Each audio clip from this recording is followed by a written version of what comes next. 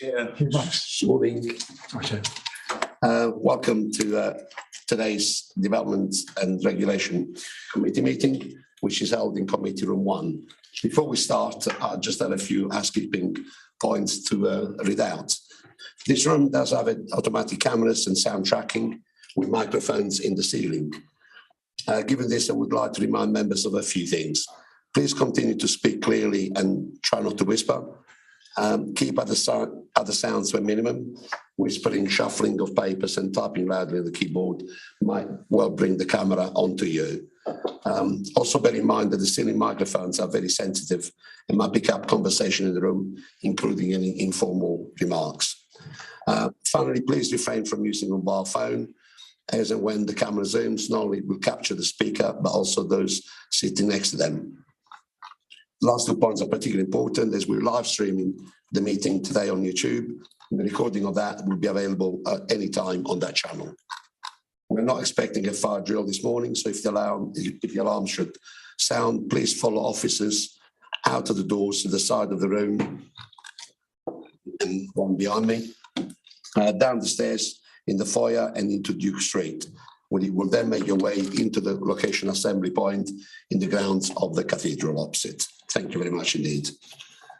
We now open the meeting. We'll go agenda item 1, membership, apologies, substitution and declaration of interests. Thank you, Chairman. Apologies have been received from Councillor Aspinall, for whom Councillor McCrory is substituting today, and from Councillor Stevenson, Councillor Harris and Councillor Thorogood. Thank you very much indeed. Now see you, Councillor McCrory. Thank you, Chairman. Back where you belong. Agenda item, declaration of interest. If anybody's got anything to declare now, Mackenzie. Member of Patterdon Council, now consultee in one of the agenda items. Will be remaining in the meeting, you're not compromised? I've got no other interest in that. Okay, that's fine. Thank you. Any other interest to be declared? No? Okay, thank you. Agenda item 2 is the minutes. There is a small adjustment on page 2, which is the last paragraph of section 2, where it states that Councillor Annette Balfrin is a member of Braintree Borough Council. It's in fact Braintree District Council. So with that adjustment, I wasn't here. Could someone propose that? Chairman. Thank you very much indeed. All in favour of that? Great. Thank you very much. I'll sign them as it's records.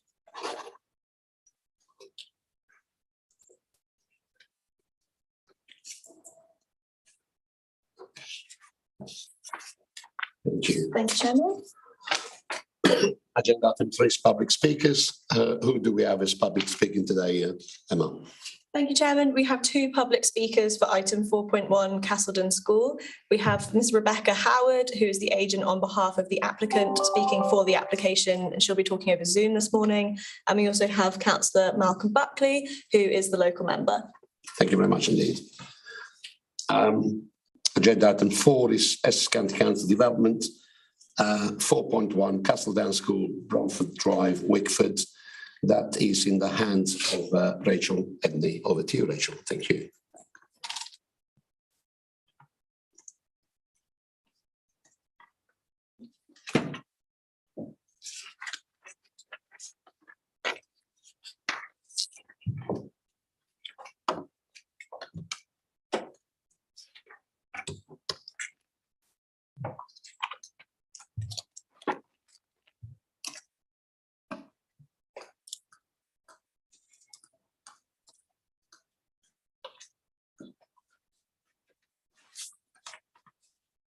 Thank you, Chairman. Good morning, members. Good morning. Before starting my presentation, I would just like to draw members' attention to the addendum. I apologise for the quality of some of the drawings within the report.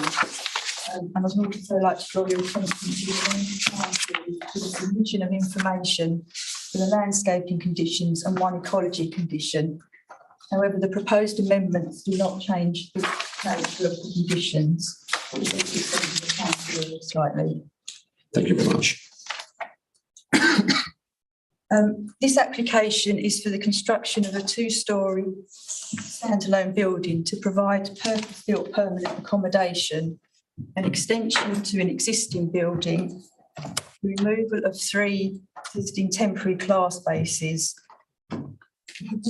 the reconfiguration of the school's existing car parking area with the addition of new car parking spaces, creation of new outdoor play space where the temporary class spaces have been removed, together with the relocation of the school library bus and 2 existing storage units. Castleton School is situated on Bromford Drive to the southwest of Wickford. The school buildings are predominantly single-storey with flat roofs. Vehicular and pedestrian access via Bromford Drive. One parking area fronts the school site, with the main school building behind, and the playing field to the south. The residential properties in Bromford Drive, Bromford's Close, and St Mary's Road. The school site is located within the green belt defined within the adopted Basildon local plan. The school provides accommodation for pupils with special educational needs. An education, health and care plan to be offered a place at Castleton. A wide range of complex needs, including autism and communication difficulties. The ground floor of the 2-storey building will consist of a double-height sports hall, office accommodation, which is located to the front of the building, changing rooms associated with the sports hall, 4 classrooms, rooms, food technology room, toilet facilities and other ancillary accommodation. The first floor of the 2-storey building consists of a library to the front, office accommodation, therapy and physio rooms, 4 classrooms with associated group rooms, an art room, a science room, toilet facilities and storage. PV panels would be installed on the roof of the building. The extension to the existing Oriel building will consist of 1 classroom, storage facilities, toilet facilities and a group room.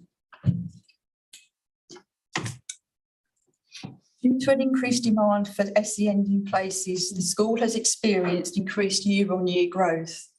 A lack of facilities currently prevents the school extending its curriculum to offer a broader range of subjects to pupils and a range of qualifications which would increase pupils' opportunities for future career choice and employability. An existing lack of group rooms impacts the ability to manage situations where a pupil requires individual attention in a quiet space. While classroom space has grown, much needed related facilities have not, and this has resulted in pupils being placed in schools outside of Essex at high cost to the council. The school's current roll is 114 pupils.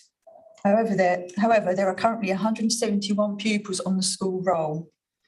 The proposed new accommodation would increase this to 196 pupils, an increase of 25. As stated previously, the school site is located entirely within Greenbelt, and the proposed development is considered to be inappropriate and therefore requires very special circumstances to be demonstrated. These very special circumstances are set out on pages 56 to 59 of the report, and these include the need to ensure a sufficient choice of school places is available to meet the needs of existing and new communities, as set out in paragraph 95 of the NPPF. Currently, the school is dependent on temporary class spaces to accommodate existing pupils. Without new facilities, the council will not be able to meet current needs. There is no capacity within the existing school building to accommodate additional pupils. The proposed 2-storey building would be located to the southeast of the main school site and to the east of the school's swimming pool building. This location has been chosen to sit alongside existing built development to avoid encroaching upon the school playing field and into more open areas of the site. Following comments made by the county's urban designer at pre-application stage, a canopy has been added to the main entrance of the building. To avoid the potential for overlooking of neighbouring residential properties in Bromford's Close, obscure glazing is proposed to the north-facing acting windows of the library on the first floor. The proposed external materials consist of buff-facing brickwork with composite vertical and horizontal cladding in a dark grey to the sports hall element and pearl to the remainder of the building. Windows, doors and rainwater goods would be aluminium coloured anthracite grey. The proposed extension to the Oriel building would be finished in red brick to match the existing building. The windows would be white UPVC and the doors, louvers and curtain walling would be white aluminium with rainwater goods black to match the existing building. This slide just shows some of the visuals of the proposed two-storey building and the extension to the Oriel building. No objections have been received from statutory consultees, subject to the conditions listed at the end of the report. However, 5 representations have been received from local residents relating in the main to existing hygiene issues experienced within the vicinity of the school site. These include dangerous and inconsiderate parking by parents, exacerbation of existing problems with an increase in pupil numbers, restricted access for emergency vehicles and congestion at peak times. As stated previously, it is proposed to reconfigure the school's existing car parking area. The number of car parking spaces would be increased from 37 to 58, an increase in 21 spaces, together with 2 accessible parking spaces and the provision of 2 minibus drop-off area spaces. 6 of the new car parking spaces would be provided with EV charging points. The Highway Authority has raised no objection to the proposed scheme, but suggested that the number of cycle parking spaces be increased from 5 to 16 to help promote sustainable travel options. The applicant has confirmed that the existing spaces are currently underused, but should demand increase through the review of the school travel plan, additional cycle parking spaces would be provided. The County Sustainable Travel Team has advised that a number of school streets have been implemented in the area, including Bromford's Drive, which provides access to Castledon School. The 20-mile-per-hour speed limit and temporary street art, together with speed adjustment cushions and raised tables at nearby junctions, would also be implemented in the area for the start of the 2023 autumn term. This September, the Sustainable Travel Team will be engaging with the local school community, which includes Castledon School, the Bromford School and Grange Primary School, to understand the issues on the local streets, the barriers to active travel and solutions that could be implemented. This work is scheduled to be completed for September 2024. And this diagram shows the designated school streets, which are here, here and here. We're in the vicinity of the 3 schools. 20-mile-an-hour speed limits have been introduced on this road here. And green triangles and green circles indicate where improvement works have been made to junctions to facilitate improved flow for pedestrians and cyclists. It is considered that there is an identified need for the provision of permanent purpose-built accommodation at the school, which would also result in the removal of existing temporary accommodation. It is considered that the proposed development would be in accordance with national and local plan policy, and it is recommended that planning permission be granted, subject to the conditions detailed on pages 76 to 81 of the report and the amendments made to the conditions detailed on the addendum. Thank you.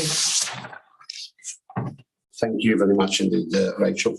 I believe we got Rebecca Howard now. She's going to link on Zoom. Hopefully technology will work.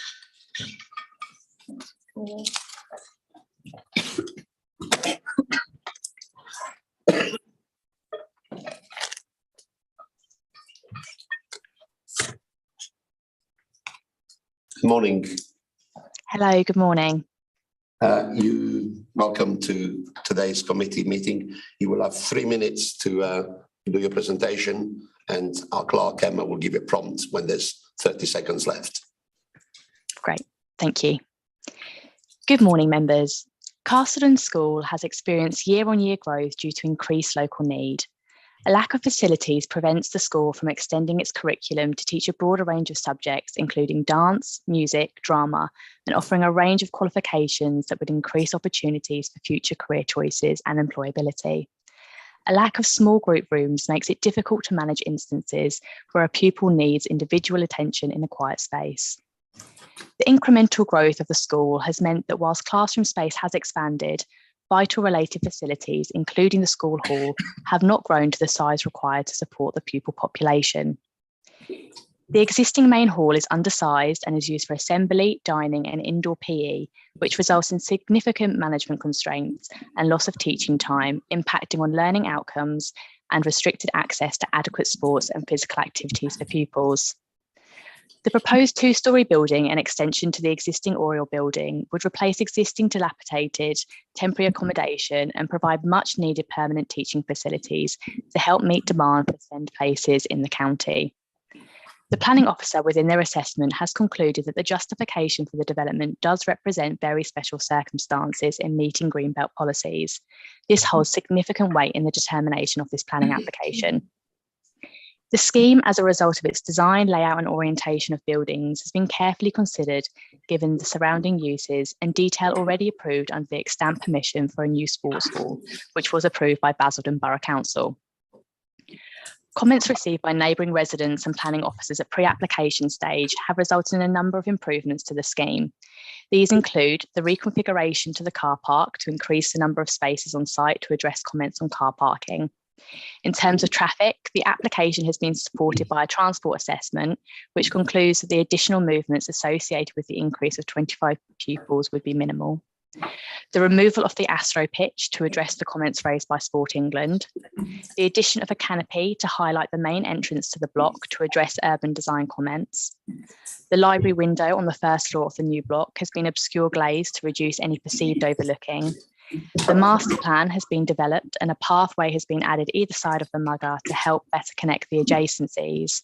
And a sunlight and daylight assessment has been completed to confirm that there would be no demonstrable loss of light to neighbouring occupiers. 30 seconds. As a result of these changes, no objection has been raised by all statutory consultees, including Highways and Sport England, and support has been received from Urban Design. Accordingly, the proposed development is entirely consistent with the adopted development plan and underpinned by the principles of the National Planning Policy Framework. On this basis, it is therefore respectfully requested that the application is approved in accordance with the officer recommendation. Thank you for your time. Excellent, well done. Thanks so much indeed. I will now call Councillor Malcolm Buckley, who's a local member.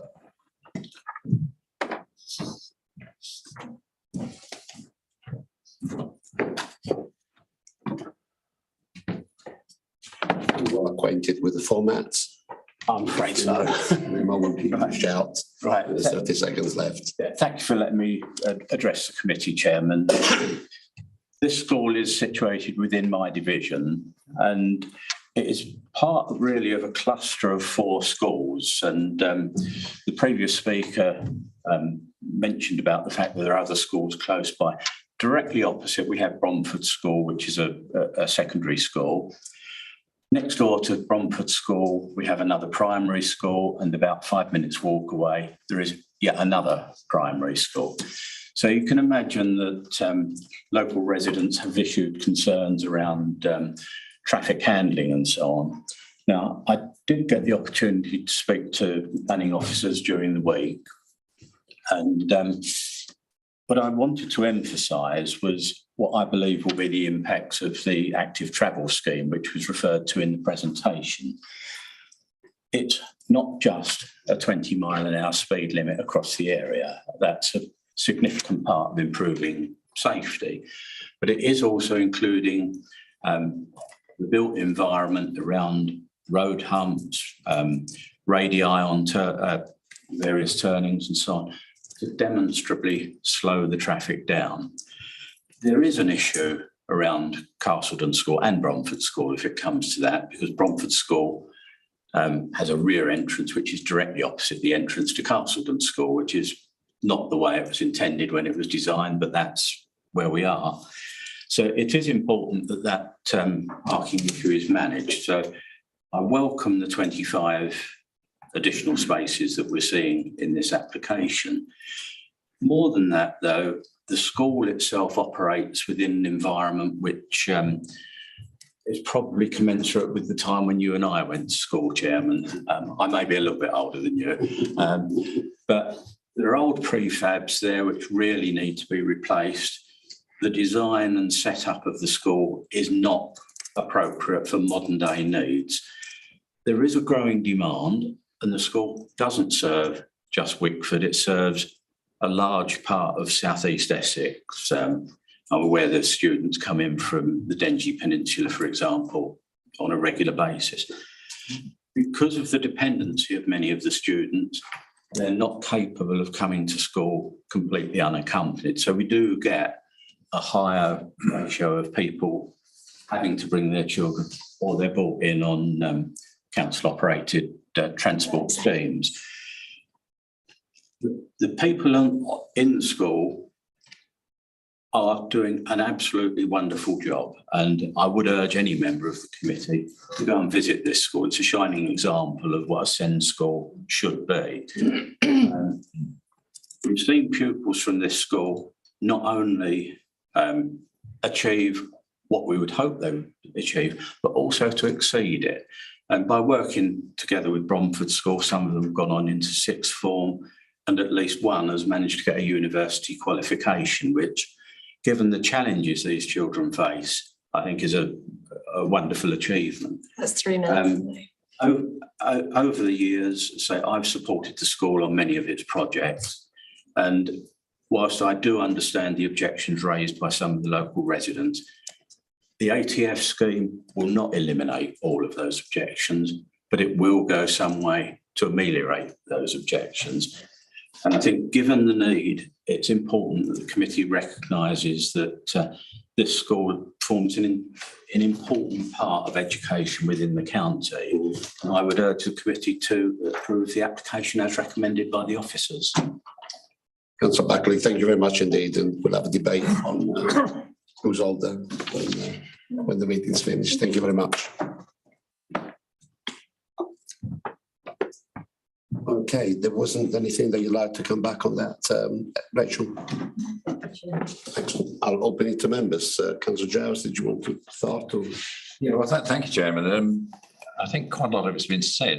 I'm appalled that there are still temporary accommodation there, and I thought that, you know, over the last 20 years that I've been here, you know, we've absolutely made this commitment that we would get rid of them. So that's really good news. I'm fascinated there's no neighbourhood plan, because that would have had, at least for residents, some residents, but they haven't got one. There are no objections from any of the statutory organisations. And from a Greenbelt, if you look in the report, it says limited infilling or the partial or complete redevelopment of previously developed land in community use, excluding temporary buildings. I mean, to me, this is all good news. I think Councillor Buckley has summed it up really. I can understand that when you get clusters of schools, you are going to get traffic problems. But I think that the scheme that's been proposed will go a long way towards resolving that. And equally, the many extra parking spaces at that school will remove at least some of the objections. There is a sense of caveat emptor, because many of those people who, I'm assuming that quite a few of the people who've complained may well have moved there knowing there's a school there. Mm. And in a sense, you know, we get this all the time in planning applications is, well, now we've moved it, we don't like what we've moved to. I think the overriding issue is the need and the fact that it doesn't actually compromise Greenbelt issues, which of course is going to be another issue that will come up for us. So I'm very much in favour of this, and I would propose that we accept the officer recommendation. Thank you very much indeed, Councillor Giles, and there will be someone that will be seconding that. The next speaker is Councillor Mackenzie. Thank you. I think this is a good development. It's definitely going to address some need. There's definitely a shortage of special education or needs education in the area. I think development in the green belt in this case is justified. We've got a school that's already situated. I think it would be unjust not to allow schools to expand just because they're in the green belt area when there's such need, and they do need the modernisation as well. So I'll be happy to second this proposal. Thank you very much indeed, Councillor Mackenzie. Councillor Garnett, next speaker. Thank you, Chair. Just a point of clarity, really. I thought the head teacher, I can't remember the first speaker, The agents. about a library on the 3rd floor. I haven't read it, and I can't see it here, but we've got a library bus. And I'm thinking, well, if they are developing it, why have we still got a library bus, which during the winter months, students have got to try and get to? There's no cover. If we've got a new building, surely the library should be in the new building. So can somebody confirm it is in the new building? And why is the library bus still on the plans? Rachel, Yeah, there is going to be a new library on the 1st floor of the proposed 2-storey building. I think the library bus is an existing facility for the school that, as far as I'm aware, will remain on site for the time being, but may be removed in future. But yes, there is a new library provided within the 2-storey building for use by pupils. Okay, because sorry, Chair, so it seems to be surplus to requirements. You say it'll be removed in the future. It could be removed in. Is it going to be an obstacle, an eyesore at the moment if it's not going to be used?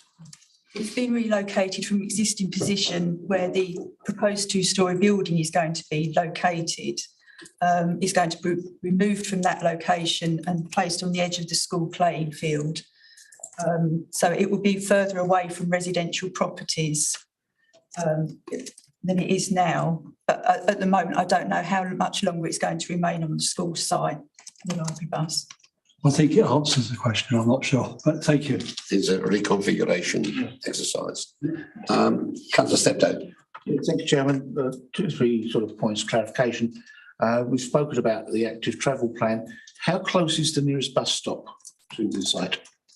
Rachel. I believe the nearest bus stop is about 10 minutes. Okay, so it is accessible by. It's accessible by public transport.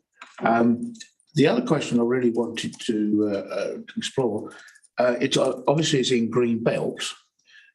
If the school ever stopped being a school, and I think it's unlikely, would there be a restriction on future use because it's green belt?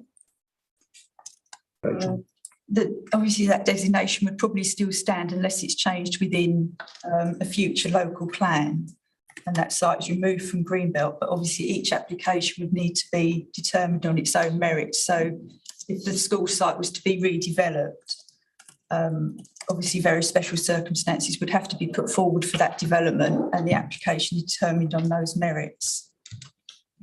Thank you Very mature. Chairman, I'd just like to make a couple of observations. Yes, please do. The design of the building, as we've spoken before in this committee, is very box-like.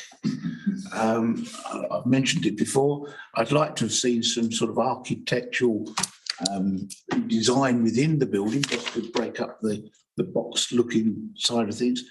And of course, as residents have mentioned, the problem, of course, with school parking, drop-off and pick-up is again emphasises Nothing new then. nothing new then. Thank you. Under this application. Thank you very much, Councillor Steptoe. I'll go to Councillor Steele next.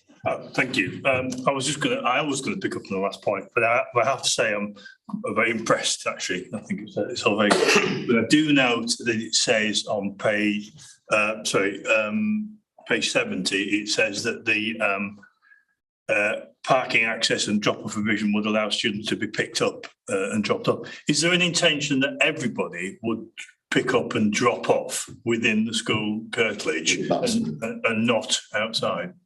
Rachel, just from the middle of the bus, isn't it? Sorry. With the reconfiguration of the car park, what they're hoping to make it easier to do is to allow access for minibuses so they can access it sort of through a one-way system. So they can come in through one point, drop off and access through another, which at the moment is difficult because of the layout of the car parking spaces. So yeah, I think it's hoped that their reconfiguration will make it easy for minibuses to be able to drop off within the school site. May I ask a supplementary? Yeah, please do, yes. So is it just for minibus, the drop-offs then? It's not for actual parents in their cars? They would still be doing that on the highway, would they? Yes, it's for the minibuses only because the majority of pupils arrive at the school by minibus. Thank you. Thank you. Thank you, councillor Still. Councillor McCrory. Thank you, Chairman. I recall when this came to Cabinet, the temporary buildings were described as the worst in Essex, which is, so I think the principle here of replacing them is irrefutable. So I'm pleased to see that aspect of it. The only query that I did have, and if my colleague Councillor Aspinall had been here instead of me, I'm sure he would have picked up the same point. But on page 48, there's a comment from Fire and Rescue about it being unclear from the drawings about the ability to turn the appliance round. They make the comment that the visual interpretation suggests that that might be, but it says this needs to be confirmed before approval has been given. I've been through it very carefully. I don't see any reference to that confirmation being given to the Fire and Rescue. Apologies, that has been confirmed. It has. It has, yes. Okay, thank you. And then just a tiny point on page 65, talking about the design. It says something about the, if I could find it, 65, the design seems to suggest, where is it? Bear with me, sorry.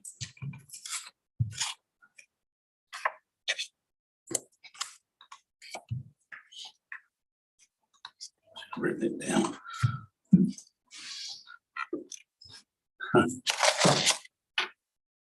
Yes.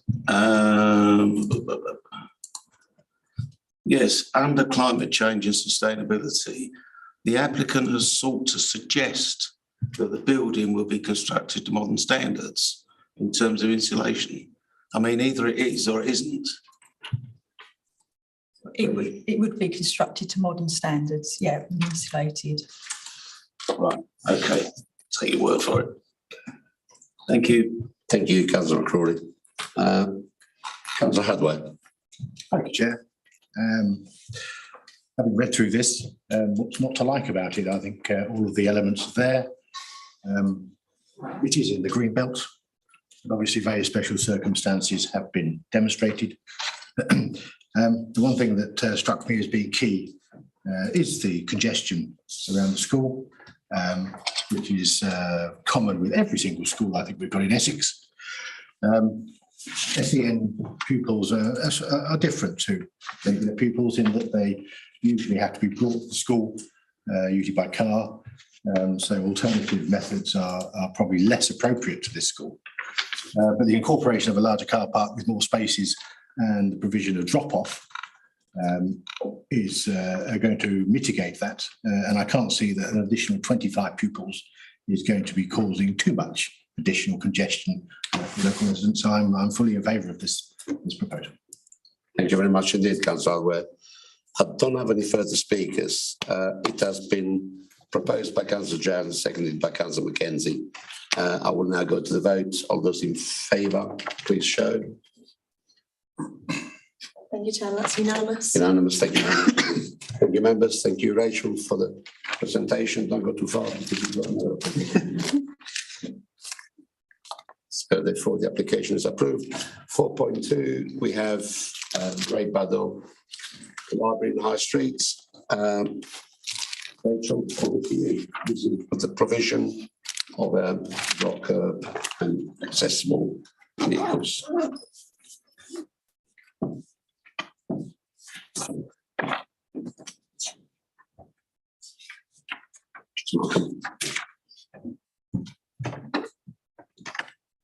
While we get the technology up, just like to draw members' attention that in the addendum, there's a slight typo in the recommendation on condition 11.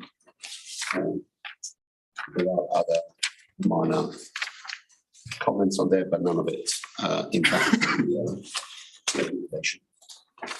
Thank you. Thank you, Chairman. Just before I start my presentation, I'd just like to correct some information within the report with regards to the status of trees on site. The London plane tree is protected by a specific tree protection order.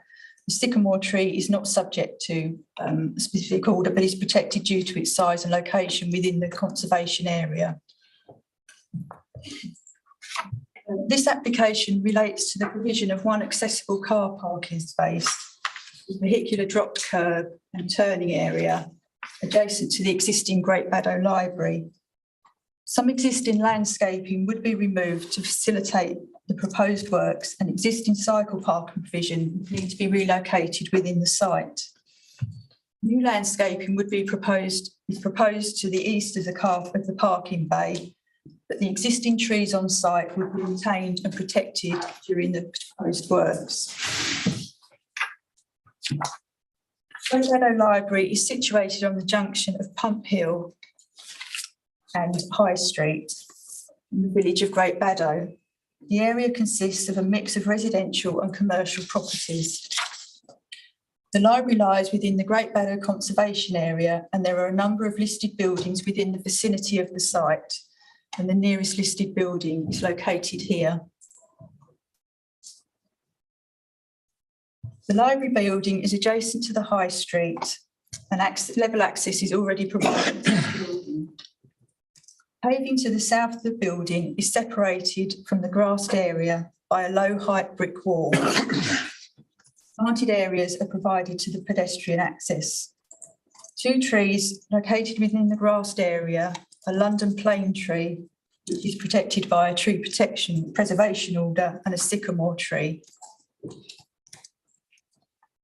Current access to the library poses a problem for those with mobility issues, as the only option for a library visitor to access the library is from a nearby car park via a staircase. The change in level from the car parking area to the library is approximately 2 metres in height. The ramp was considered, however, this was discounted due to the significant change in height and the fact that the ramp would have been in excess of 40 metres in length. There was insufficient space within the site for a ramp of that size, and it was considered that such a large ramp would be visually intrusive in the conservation area. The provision of a new vehicular access from the High Street with drop curb and turning area is considered to be the most appropriate solution. The top photo here shows the library building with the grassed area and the trees on the site. The sycamore tree is located to the front with the London plane tree to the rear. The bottom photo shows the library from the other side with the zebra crossing in front of it. And there's double yellow line restrictions and the zebra crossing restrictions in High Street. Great Baddow Parish Council has raised no objection to the proposed works. As the site is within the conservation area, a heritage statement was submitted in support of the application. The assessment considered the impact of the proposed works on the conservation area and the nearest listed building. The county's historic buildings advisor was consulted on the application. The submitted application concluded that the scale of the proposed works is minimal. The construction of the parking bay will not affect the setting of the adjacent listed building. It is considered that the proposed parking space and vehicular crossing area will have a neutral impact on the significance, character and appearance of the conservation area. Chelmsford City Council has objected to the application as it considers it will result in the loss of green space in the conservation area. It considers that the green space contributes to the character and appearance of the conservation area and the setting of the neighbouring listed building. However, Chelmsford considers that the loss of green space would amount to less than substantial harm, and this harm should be weighed against the public benefits of the scheme. The county's historic buildings advisor has no objection to the proposal. The undeveloped lawn area with 2 mature trees makes a positive contribution to the conservation area. The overarching openness of the site and dominance of the mature trees would remain unaffected. The removal of the existing brick walls and additional landscaping would provide further mitigation to preserving the verdant character of the site. It does not consider that the proposal would harm the character and appearance of the conservation area or setting of the listed building. The MPPF states where a development proposal will lead to less than substantial harm to the significance of a designated heritage asset, this harm should be weighed against the public benefits of the proposal, including where appropriate, securing its optimal viable use. The public benefits of the scheme are considered to be the improved access to the library for those with mobility issues. It is considered that these benefits outweigh the less than substantial harm to the significance of the conservation area. This is just a slide. This is some of the existing landscaping that would be removed to provide the car parking area. And this brick wall here would be straightened to allow the provision of the car parking area and turning space. To protect the existing trees on site, a no-dig system is proposed to protect the tree roots against damage. The proposed permeable materials for the parking area and turning area would allow water penetration and gaseous exchange. The existing trees would be protected during the proposed works. An arboricultural impact assessment and method statement was submitted in support of the application. Chelmsford City Council considered that submitted information was unclear and that harm may be caused to the protected tree and that protected by the conservation area status. The county's arboriculturalist has raised no objection to the proposal and considered that providing all the mitigation specified within the submitted method statement, the works could progress subject to conditions which are listed at the end of the report. The applicant has confirmed acceptance of the proposed conditions. And this elevation drawing shows the high street as existing in the top image with all of the existing landscaping. The bottom image shows the landscaping removed. A technical note was submitted in support of the application. The swept path analysis shows in the top drawing demonstrates that a vehicle could safely access and egress the site in forward gear. Pedestrian visibility displays would be provided to either side of the crossover. Visibility displays would also be provided to the north and south of the site within highway land, as demonstrated in this bottom diagram. As only one space is being provided, it is not considered that the impact on the local highway network would be noticeable, as a space would be used on an ad hoc basis. The Highway Authority has raised no objection to the proposed scheme, subject to the conditions detailed at the end of the report. It is considered that the proposal is in accordance with local plan policy and would help improve access to the library for those with mobility issues. It is therefore recommended that planning permission be granted, subject to the conditions detailed on pages 96 to 98 of the report. Thank you. Rachel, thank you very much indeed for your presentation, and I will go to Councillor Giles, who I hope is going to talk about the sycamore tree. Oh, thank you, Chairman. Yeah, my views on sycamore trees are reasonably well known, that they're the worst weed the world has ever seen. But nonetheless, sometimes they do have a positive benefit. Trees of any kind do. The issue here really is, I thought there was a legal obligation to make library sites accessible. Ms. Millwood tells me not necessarily so, but the initial proposal for a ramp was just ridiculous. It really was. Now, I've dealt with Caddo Council over the years quite a lot, and they're a feisty bunch. And if they approve it in an odd sort of way, I would listen to them. I'm fascinated by Chelmsford City Council because it seems to be the most elegant form of fence sitting that I've seen in a long while, and rightly so, because they're saying on the one hand that they oppose it, but on the other, amount to less than substantial harm. So effectively, the issue is, does the benefit to making it accessible to wheelchair users and the disabled outweigh the, to me, minor alterations to what is not the world's most wonderful building?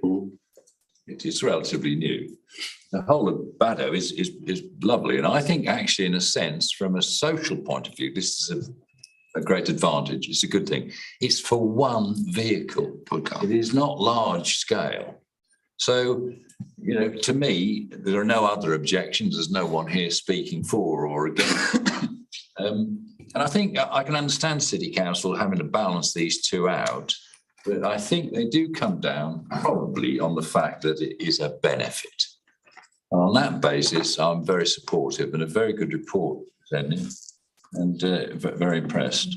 But why it had come to, you know, sort of so much publicity about one disabled parking space does seem to me to be over-egging the pudding somewhat. So I'm very supportive of our proposal. We accept the officer recommendation. That's very good of you. Thank you very much indeed, Councillor Chavez. Councillor Septo. Chairman, just a couple of quick points of clarification. Where the entrance comes in and out, it's on directly onto the zigzags of the zebra crossing. Has that been of a concern to highways at all? They haven't raised that as an issue. Okay, there was a concern I had because it's quite close to the crossing, as to whether that could be somebody coming out there if the view's blocked. They won't necessarily be able to see if there's anybody on the crossing. That was my concern. The other point was you mentioned there about permanent wall surface. Can you expand on that a little bit? Is it like grasscrete or is it what is the? No, it's going to be. I believe it's going to be paving, sort of the paving blocks, but they will be permeable surface to allow water. Okay, thank you. On that basis, I'm happy to second Councillor Gerald's proposition. Thank you, Councillor Steptoe. Councillor Garnett. Thank you, Chairman. I just one point, really, I suppose. It's very welcomed, obviously, to make sure our libraries are fit for all people to go and use them. You've got one space at the very end of a pathway going in. How are you going to deal if there's more than one person who wants to use it? Is there going to be signage at the front as well to say disabled parking only? So I don't want to see ghosties that are not there, but you know, two people turn up at the same time. Are they going to block each other? Well, they probably will do, but.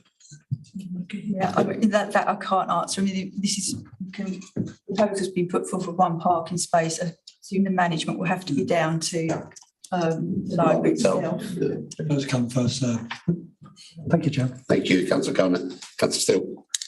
Thank you, Mr. Chairman. Sorry, perhaps I should have said this earlier. As a member of Chelmsford City Council, perhaps I ought to declare that and declare conflict of interest, but actually I do support the proposal, and I don't know whether I'm allowed to vote on it or not, but I think I'm here as an Essex County Councillor and therefore to make a decision on that basis. You were not part of the decision making from Chelmsford. I am not part of the planning committee. It shouldn't be compromised then. That's really fine. Any further speakers? The application has been proposed and seconded. We'll go to the votes. All those in favour?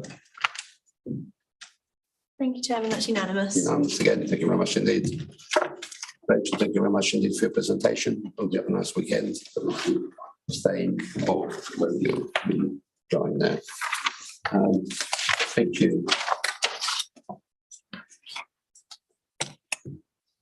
We now go to agenda item 5, which is enforcement. 5.1 is Bliss Heights. Now known as 140 London Road, Abridge. Over to you, Sean. Excellent, thank you, Chairman. Yeah, so the initial bit, I was just going to clarify for members. So the landowner has recently disassociated the name Bliss Heights. So going forward, the county planning authority shall refer to the site as 140 London Road. The site itself is substantial, comprises of a large residential property, substantial grounds and gardens, a few outbuildings, and the curtilage roughly extends to approximately 5 hectares. In terms of designations, the property is located within Metropolitan Greenbelt. Following a multi-agency visit in March 2022, it was found roughly 10 to 15,000 tonnes of waste had been deposited on the site, namely trummel fines and soils. The importation is believed to have occurred between December 21 and February 2022. So this just obviously just shows the area, the actual enforcement notice was served, which I'll go on to in a second, and the overall boundary of the property itself. And I just wanted to give you an aerial to show. You can sort of see there, the northwest of the property, that the bulk of where the waste is actually deposited immediately behind the house there, the sort of the lighter area. In consideration of the unauthorised development and the ongoing harm being caused, it was considered expedient to serve an enforcement notice. The enforcement notice was served in April 2022 and required the cessation, removal and remediation of the land within 7 months of the date the enforcement notice took effect. An appeal against the enforcement was submitted in May 22 and subsequently withdrawn in November 22. Upon this withdrawal, the enforcement notice immediately took effect, meaning compliance was therefore due by the 8th of December 2022. In December 2022, the County Planning Authority were made aware that property and land had been sold. And dialogue was subsequently opened with the new landowner who was aware of the enforced notice. They initially indicated they intended to comply with the requirements of it. In January 2023, the County Planning Authority attended a joint site visit with the Environment Agency and met with the new landowners to discuss their contractors, to discuss their intentions. The landowner reconfirmed that he intended to comply with the enforcement note, but advised he initially needed to secure some additional finances to do so. The site visit confirmed no further material had been imported, consequently no material waste had been removed. So just going to want to show you some initial pictures, just to give you an idea of the context of the actual importation. So this is looking at adjacent to the very northwest boundary, probably looking back towards the property. Sort of to the right hand side of the picture is the River Roding, about 8 metres away.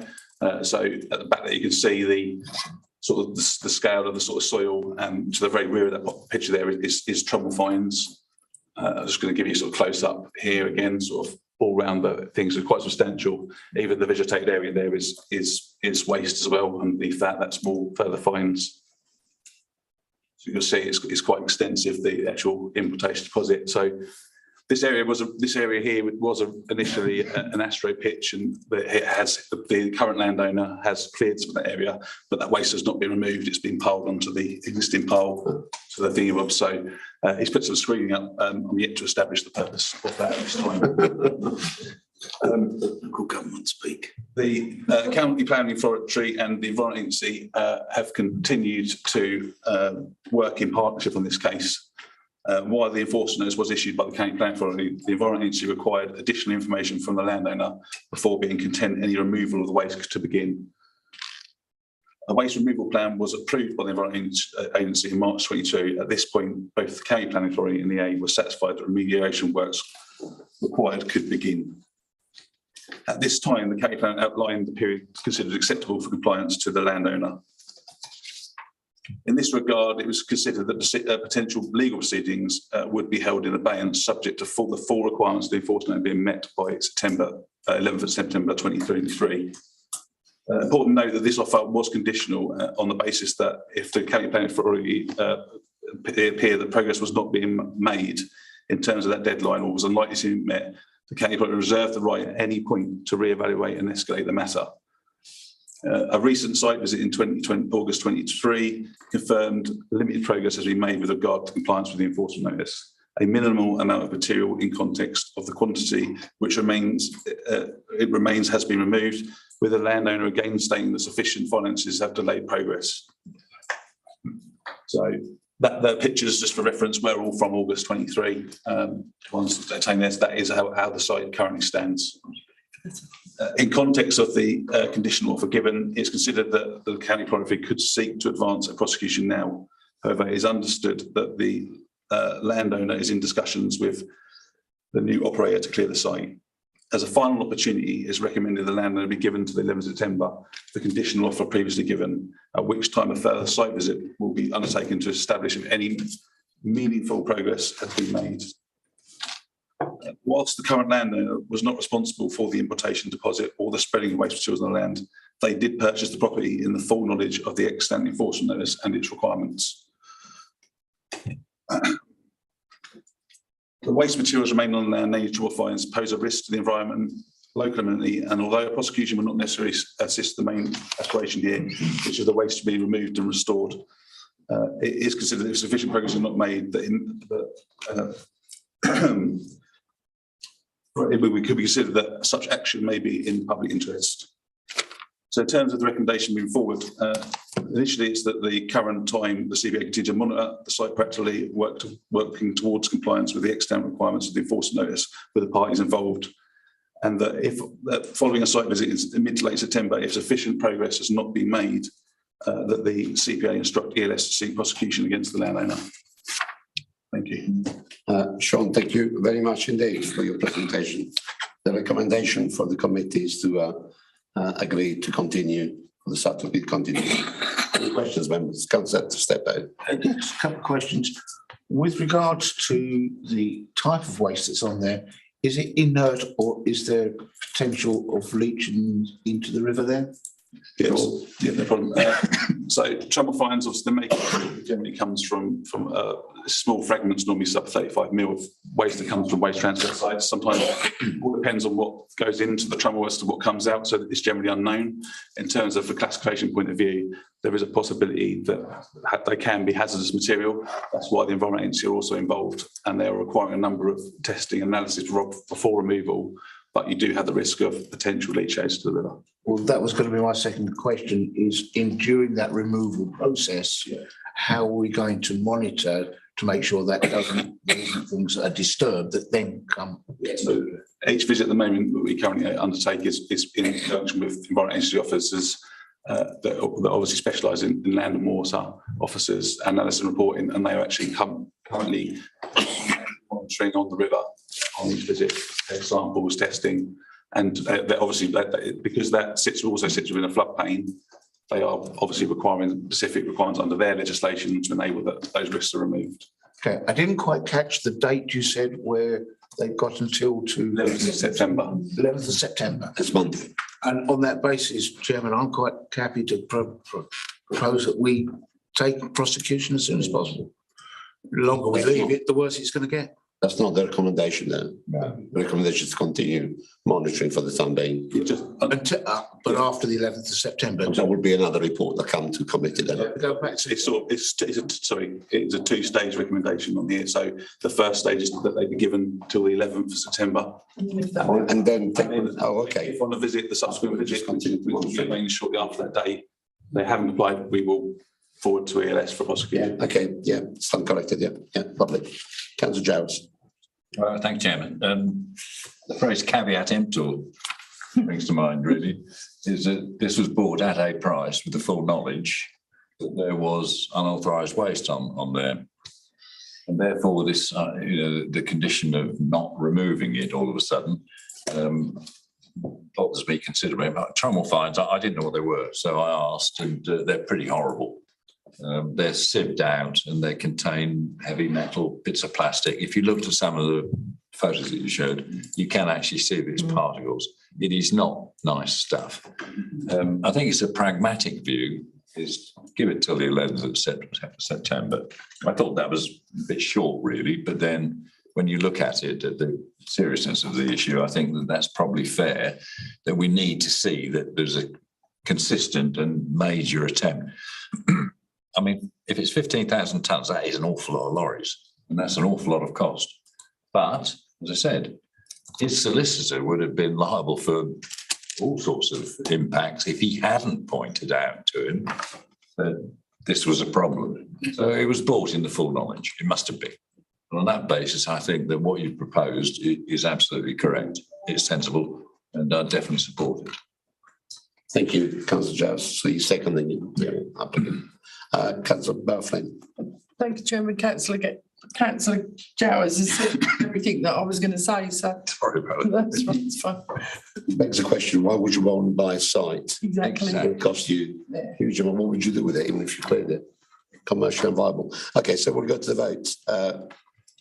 All those members in favour of the recommendation to take action should the That's unanimous, Chairman. Thank you very much. Thank you very much, Sean. The next application is 5.2 Crumps Farm. I will ask Tom McCarthy to give us some background first, as there is quite a complex planning history. And I'm not saying that it was about in 1947 when the application was given. I think it was the first legal application that was passed and that when the legislation was introduced. So over to you, Sean. Tom, and then you'll hand over to the second part. Yeah. Thank you, Chairman, and good morning, members. Crumps Farm, just to give a bit of a locality as to where it is, lies to the south of the B1256 off Dunmow that becomes Stortford Road between Takeley and Little Canfield. The site is accessed 1.5 kilometres west of the junction with the B1256 with the A120, with the access road crossing the Flitchway, which borders the site on the northern aspect. The Flitchway is the green linear shading on that drawing. The nearest residential property to the site are Crumps Farm to the immediate north. And then you've got properties on Flitchside Drive. Sorry. To the immediate east of the site is the River Roding, but beyond this, on Church Lane is All Saints Church, which is a Grade 2 listed building. As inferred, Crumps Farm does have quite a complex and comprehensive planning history, with an interim development order for mineral extraction dating back to 1947, and various planning permissions, including one from the late 1980s, which allowed land filling on the site.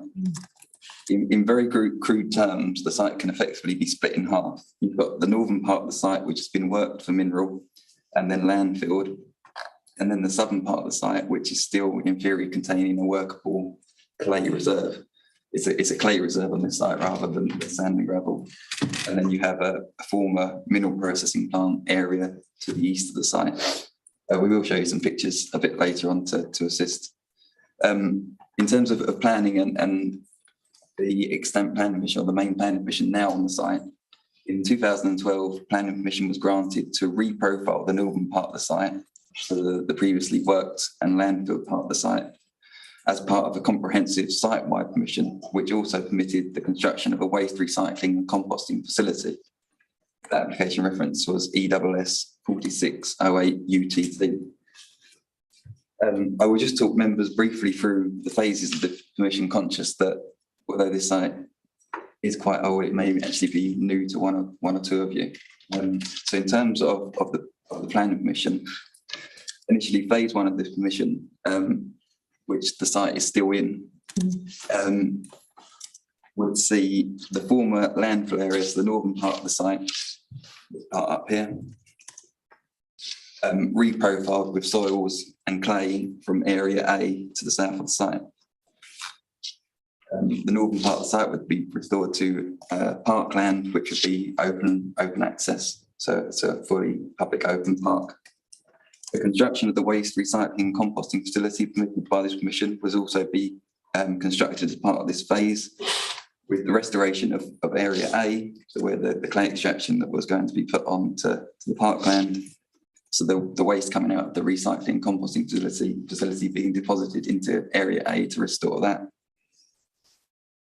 Working around, phase two would see area A continue to be being restored with the waste material coming out of the composting and recycling facility, and extraction commencing in area B. Phase three would see area A then fully restored, restoration commencing in area B and extraction commencing in area C. Phase four would see area B fully restored, restoration commencing in area C. And then finally, phase five would see area C restored, the waste and composting facility decommissioned and removed from the area where this was, and that area restored as well. The timeframes permitted by the Planning Commission was that a reprofiling of the former landfill and creation of this as a public open space was 6 years from the commencement of development. Extraction of minerals was to cease 15 years after commencement, and the landfilling to cease 15 years after the notified date of occupation of the waste transfer building. The commission was commenced or implemented in July 2017. With regard to this, land levels of the former landfill have not been reprofiled as permitted, and the land has not been restored to the public open space. This is a breach of planning control and the associated legal agreement. In addition, material has been moved and deposited across the northern part of the site, contrary to the approved soil movements plan. And stockpiles of material still remain in a composting area, which was only permitted for a temporary period. I will now hand over to Sean just to give you some detail on a further breach on the site. Thank you, Tom. Sean, after you. In early 2019, the Environment Agency raised concerns with the county planning authority in terms of the site and activities which have potentially occurred were ongoing. This was following a review undertaken from the aid of LiDAR surveys, which were undertaken across the adjacent eroding. The Environment Agency noted that the land levels across the southern part of Crumps, so obviously you see the track going across the screen there within that, the southern area of that, of Crumps were changing. So the surveys undertaken appear to show significant changes to the land levels, mainly land raising, presumed a result of the importation deposit of many hundreds of thousands of tonnes of material waste. The survey suggests the importation occurred over several years. Whilst obviously there is an extent plan permission for Crumps, the alleged importation and deposit does not form part of this. And obviously the alleged activities would have serious ramifications to the extent permission in to match that. If it has occurred, it would be very difficult to fully implement that permission. And that's basically because, as Tom explained, the clay within the southern area which is used to be extracted would now be overlain with waste. In terms of the material imported, the County Planning Authority are unaware of its makeup or the classification of this. Gas monitoring of the site undertaken by the Environment Agency has detected levels of some gases which would be considered to represent a potential health and safety concern. I'm now going to just pass you over to Tom he's going to explain some photos for you, just give you some visuals, and then I'll come back to me just to finish off. Thank you, Sean. So this is a photo taking. So just to caveat, these photos are over a number of years. So various points just to show you various points. Please don't take them that this is how the site looks today. And there are, most of them are dated, so you can sort of see when they are. But this is taken looking south. This is extraction area A. So the area part of the southern part that has already been extracted. This is taken in the southwest corner of the site. You can see there's some unusually shaped stockpiles which have vegetated over time. This is again on that southern boundary, but looking east. You can see the level change between Crumps Farm being on the left of the site and then the adjacent field on the right. This is just taken from a bit further along, looking southeast, again looking southward to see the makeup of that material on that elevated nature to the adjacent field. It is quite difficult to photograph the site given that we are potentially talking about buried waste, so it is difficult to comprehend the sort of the scale of the alleged breach from these photographs. And then finally, just to sort of complete the process, this is a view looking north over the area where the permitted recycling composting facility would go. That was the start of a piling mat which has been put in place to facilitate the construction of the building. And then there is a permitted bund that would raise up to where, in theory, the parkland would be going on the elevated area there. So the County Planning Authority and the Environment Agency have an adopted joint enforcement protocol. And in this case, there's a clear overlap between the planning enforcement activities of the County Planning Authority and the regulatory responsibilities of the Environment Agency. Since these issues were raised, the County Planning Authority has been working with the Environment Agency and attended a number of meetings and site visits jointly. Given the potential scale of the breach and whom has suggested the evidence is suggested there has been a breach, it has been agreed the Environment Agency would lead on investigations. As explained by Tom, the site is considered in breach of its extent planning permission and associated legal agreement for separate reasons to the deposition which may have occurred to the south of the site. In respect of this, it is considered that the county planning authority could potentially take enforcement action. That said, it is considered that the allegations by the Environment Agency and the potential ramification of this are such that a resolution of this matter needs to take precedence. So I move to the recommendation. There's obviously a sort of a number of them here in sort of order. So in terms of obviously due to the complexity of issues and the potential scale of illegal activities, it is recommended that the county planning continue to assist the Environment Agency with investigations. However, at the current time, no formal enforcement action is pursued by the county planning authority in relation to the extent planning permission and the breaches of the legal agreement. This is separate, obviously, this is separate to the alleged unauthorised importation deposits to the breaches of the extent permission legal agreement. It's considered inappropriate to attempt to tackle these issues at the current time, whilst investigations are ongoing with regard to the illegal importation and deposit of material waste to the south of the site. In addition, the county planner are proposing to suspend formal monitoring visits until such time further clarity is provided by the Environment Agency as to any health and safety concerns which may exist from the material on site and the associated gas levels. Thank you, Sean. And Tom, Richard, do you want to come in? Yes, Chairman, if that's okay. What we're essentially saying here is the Environment Agency have much stronger powers than we do in this respect. There's a possible breach of the permit and the environmental agency legislation here. We have been leaning on the Environment Agency for some time to deal with this particular site, and we want to continue to do that, but it has come to the public's attention that there's a problem there at Crumps. Hence, we put this report to you at this time so we can just make sure it's in front of members and there's an awareness of this. But recommendation is saying we're not actually not doing anything. We just want the Environment Agency to do something. Yeah. Especially if there's health, this public health. Councillor Steptoe. Yeah, thank you, Chairman. Just a couple of minor points, really. The gases that you spoke about, are they over and above the normal methane extraction that would usually happen on a site such as this? Yeah, I mean, we haven't been given the full details of the report from the Environment Agency in terms of level. What we have been advised is that what they would be considered safe is the public safe. And of course, as you've already said, the Environmental Agency have taken the lead, and I'm quite happy to propose that we give the Environmental Agency all the support that we can to continue prosecution. I think, you know, these sites going on, we need to keep a tight rein on them, because otherwise people, and excuse the pun, take the mickey. Absolutely. Councillor Jones. Well, this is interesting because I think both Councillor McCrory and I would have remembered this from the previous waste and mineral plan.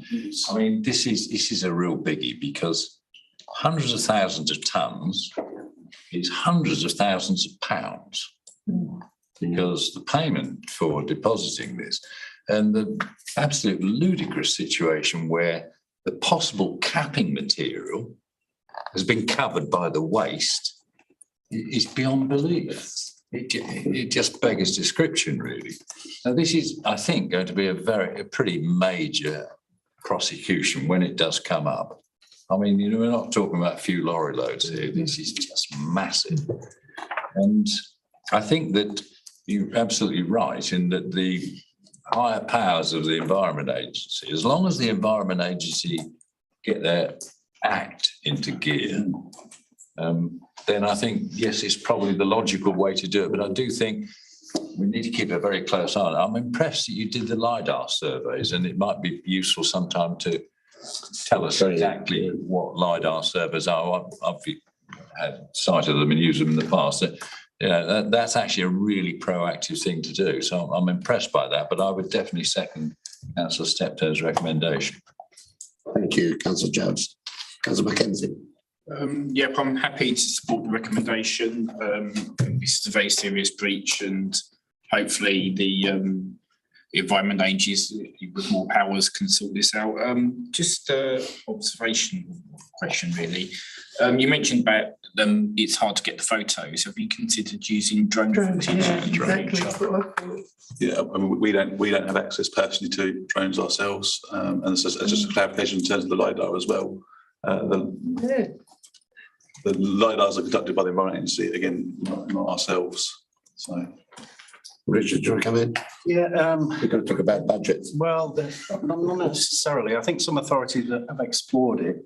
There are some issues about clearly flying over land and what height and access, and whether we'd have to go down a ripper line, which is the covert surveillance restrictions that are in place to sign off. But it's something we can consider and look at. And I think some local planning authorities in Essex have used drones and have access to them. So there might be a case for joint working at some time. But yeah, we'll take that away. Yeah. Thank you. Councillor Still. Thank you. Sorry, more for my education, as a relatively new member of DNR.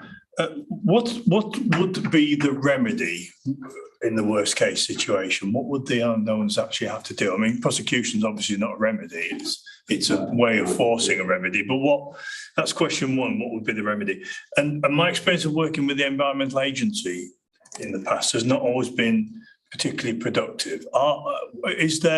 Do they have a history of achieving such remedies or getting landowners to adjust? Do they put the pressure on to do that? Sean's background is environment.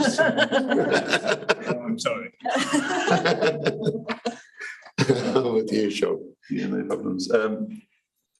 Yeah, I mean, I would, in terms of the Environment Agency themselves, obviously I wouldn't like to speak for them, but obviously there's plenty of cases that they have taken to court, and got results for, and not necessarily court, but results for, but obviously each case is different. And I couldn't comment on their active investigations or what the extent of the evidence they have in terms of this. In terms of actual remediation and that for, again, we don't know the full extent of what's actually gone in there. As I sort of suggested in the report, most of the evidence sits with the Environment Agency, and due to obviously they're obviously under a lot of other legislation in terms of waste and handling that's been met. So that's why it's a little bit difficult for the county planning authority. Is in terms of the requirements, we need the Environment Agency to lead on this in terms of what needs to be done to resolve it. I don't know if I've answered your question fully on that, but. Mr. Chairman, I suppose a potential remedy to remove the waste sounds a horrendous project. Yeah, it could be. Yeah, absolutely. Yeah. And again, because of the composition, we don't know if that could potentially then have more serious effects on the environment, which is why we need the Environment Agency to lead on this in terms of the best way forward. Thank you. I think it's worth saying that council's always had a very good relationship with partnership working with the Environment Agency. Your predecessor, Susanna Armstrong, secured several successful prosecution in conjunction with the Environment Agency, which it's what it is. And I think it's down to us to approve. I'll go to the vote. It's been proposed and seconded. All those in favour? Thank you. Again. Thank you very much indeed, and no doubt you'll keep us updated on progress on this. That's great. Thank you very much. Agenda item 6, it's information items, stats, which it's will be better than last month, and just how effective our enforcement officer is. He keeps decreasing its workload, meeting after meeting. I don't know what you do, but well done. Before I go to the date of next meeting, I'd just like to put on record my thanks to Councillor Balflynn for having chaired the committee last month. Both Councillor Jazz and I were not available, and he stepped in into the meeting, which could have been potentially quite challenging, but I had great feedback that he did a smashing job, so well done for that. Thank you very much. Date of next meeting is September the 19th. We're going to take the 22nd. I thank you all for coming. I've got no urgent or exempt urgent business.